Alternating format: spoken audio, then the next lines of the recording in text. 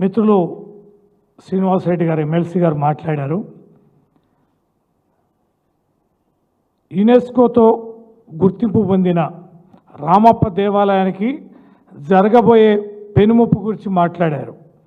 దాంట్లో భాగంగానే యావత్ తెలంగాణలోనే ఉమ్మడి వరంగల్ జిల్లా అనేక చారిత్రక ఆనవాళ్ళకి టూరిజానికి అత్యంత అనుకూలమైనటువంటి ఒక జిల్లా. భద్రకాళి దేవస్థానం కానీ, 1000 స్తంభాల గుడి కానీ, కాకతీయుల కోట కానీ, కళాతోరణం, తర్వాత పోతే సమ్మక్క సారక్క జాతర 2 ఏళ్లకోసారి జరిగే జాతరకి దాదాపు 1.5 నుంచి 2 కోట్ల మంది ప్రజలు హాజరవుతే ప్రతిరోజు కూడా కొన్ని వేల మంది సమ్మక్క జాతరకు వస్తుంటారు. వచ్చిన ప్రతి యాత్రికుడు భక్తుడు తప్పనిసరిగా రామప్ప దేవాలయాన్ని కూడా సందర్శించుకుంటారు.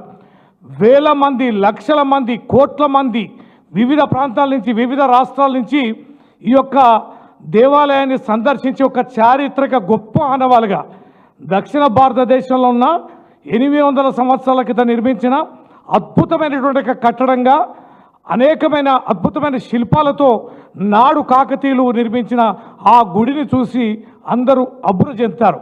అందుకనే అంతర్జాతీయ సంస్థ అయిన యునెస్కో గుర్తించి ఆ గుర్తింపించిన ఏకైక దేవాలయం.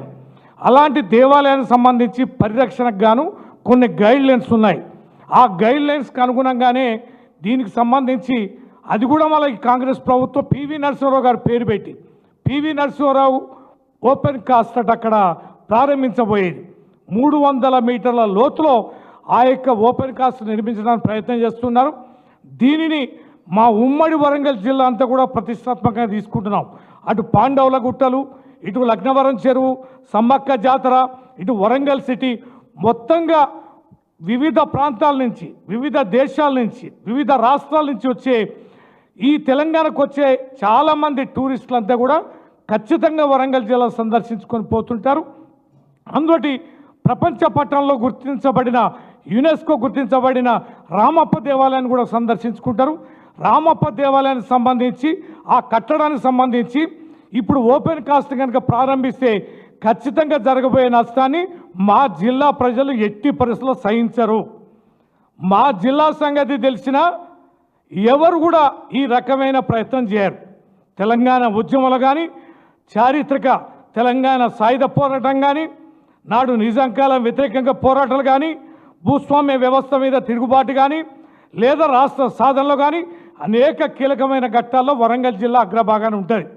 మా తెరువు రాబాకండి, మా చారిత్రక ఆనవాళ్ళని చెరపబాకండి, కుట్రలు కుతంత్రాలు చేయబాకండి. మేము విజ్ఞప్తి చేస్తున్నాం. మా భారత రాష్ట్ర సమితి ఇటు హైదరాబాద్ నుంచి రాష్ట్ర పార్టీ తరఫున, ఉమ్మడి వరంగల్ జిల్లా తరఫున ఈ ప్రభుత్వాన్ని విజ్ఞప్తి చేస్తున్నాం. ఓపెన్ కాస్ట్ని మీరు మానుకోండి, అక్కడ తోవకండి. ఒకవేళ తవ్వడానికి ప్రయత్నం చేస్తే మర్యాదపూర్వకంగా ఈరోజు ఏ రకంగానైతే మేము చెప్తున్నామో మిగతా ఈ ఉద్యమ రూపంలో పోయి మీ పునాదులు పెగిలించడానికి, ఆ మీ పునాదులని ఆ యొక్క ఓపెన్ కాస్ట్లో కలపడానికి మేము సిద్ధంగా ఉన్నాం. తీవ్ర పరిణామంగా దీన్ని హెచ్చరికగా ఈ ప్రభుత్వం తీసుకొని అలాంటి ప్రయత్నాలను తక్షణమే మానుకోవాలి.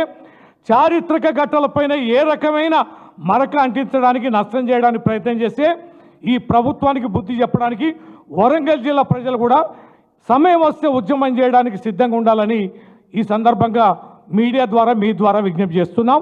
తక్షణమే ఉపసంహరించుకోవాలని ప్రభుత్వాన్ని హెచ్చరిస్తున్నాం.